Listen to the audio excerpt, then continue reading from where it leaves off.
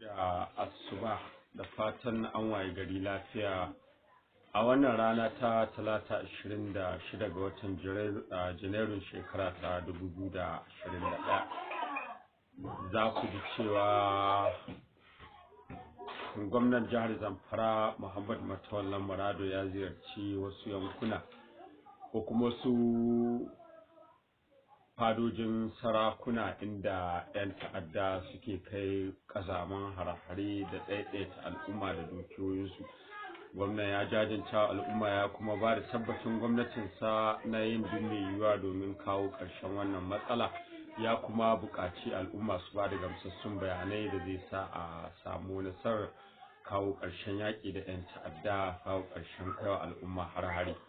A Dutse babban birnin jihar Jigawa kuwa hotunan gwamnan jihar Kogi ne Yahaya Bello suka karaɗe jihar na batun takara ta shekara ta 2023, wanda al'umma na gani wani sabon abu ne da ya bullo a siyasance.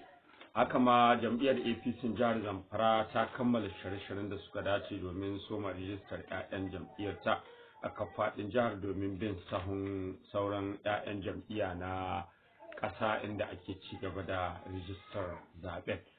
Sannan za ku ji cewa har ila yau ɗan majalisar tarayya mai wakiltar a ƙananan hukumomin Anka, Mahara da Bakura a majalisar wakilai Honorable Yahaya Kabir Yahaya Kilasis yau zai raba kayayyakin jin kai ga al'ummar yankinsa. Shugaban ƙasar Amurka Joe Biden ya ce zai dakatar da shigar wasu waɗanda ba asalin 'yan Amurka ba a birnin a cikin jihar Amurka a kasancewar mummunar cutar corona.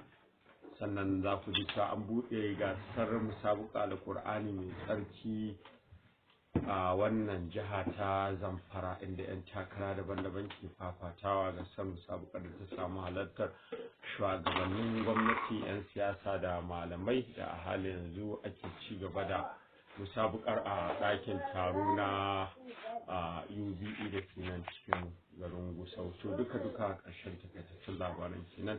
A ci gaba da sauraron wannan tasha tamu da kallo JTV Online Hausa.